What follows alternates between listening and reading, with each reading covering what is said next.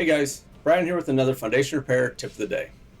We're getting into the rainy season in California, and with that comes measures you need to take to prevent water from compromising your soils and your foundation.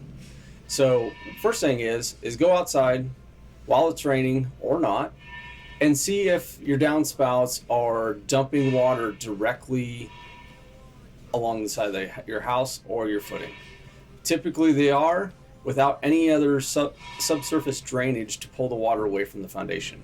So as that water sits there, it just seeps underneath your foundation and creates mud.